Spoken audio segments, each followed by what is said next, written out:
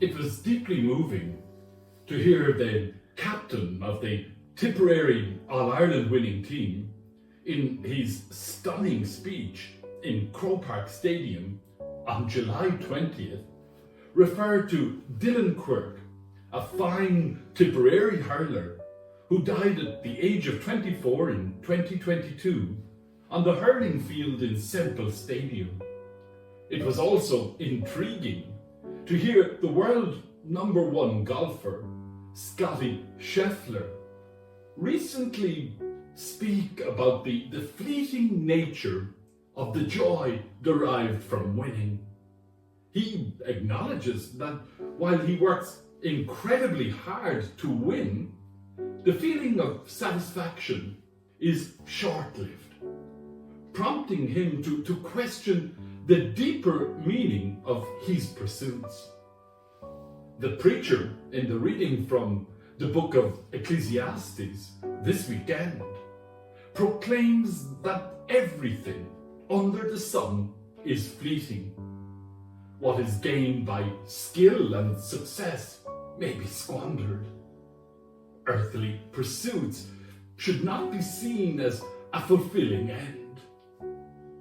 In Luke's Gospel, Jesus guards against covetousness and teaches that life isn't measured by possessions. In 2025, climate activists have helped us to understand avarice as an ecological sin, drumming home the message that the earth cannot bear our limitless craving. Recently, my eyes were opened to another menacing worldwide threat. I read an article titled The Dawn of the Post-Human Age. Noah Smith, the author, writes, as humanity becomes more tightly bound into a single digital collective, we find that we desire offline families less and less. As we gradually abandon reproduction, there are fewer and fewer of us, forcing us to cling even more tightly to the online collective, to spend more of our time online, to take solace in the ever denser core of the final global village. Smith declares that when he writes it out this way, it sounds terrifying. And yet, day by day, watching the latest TikTok trend, or making bad jokes on X, or asking ChatGPT to teach him about Mongol history, the slide into post-humanity feels pleasant and warm. Smith's article shares how Japan's population began shrinking in the 2000s, and how by 2015, countries such as the US, France, New Zealand, and Sweden have now switched to rates well below replacement, while countries like China, Taiwan, and South Korea are at levels that imply catastrophic population collapses over the next century.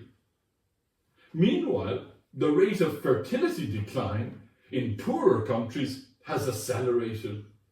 The UN calls the drop unprecedented. Shrinking populations are continuously aging populations, meaning that each young working person has to support more and more retirees every year. Many economists believe that the obvious culprit is technology, mobile phones, and social media. In China, new media was found to be correlated with low desires to have children. The same correlation has been found in Africa.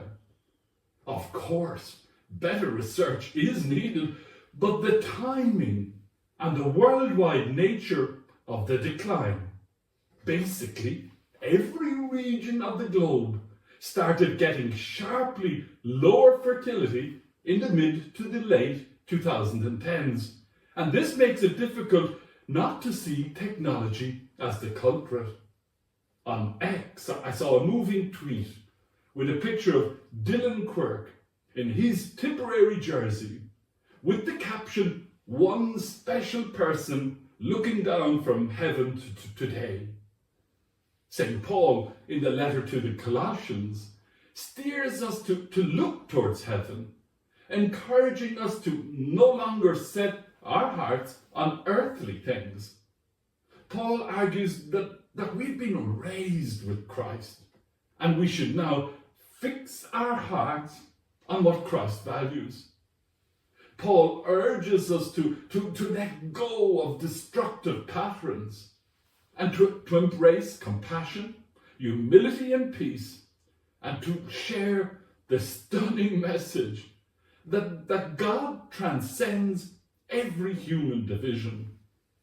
Spiritual writer Henry Nouwen argues that the great challenge is living with the recognition that we are not the owners of our lives, but stewards. The anxious challenges posed by climate change and demographic destiny highlight that the key church messages are strikingly relevant. Scotty Scheffler says that faith and family is what is most important to me.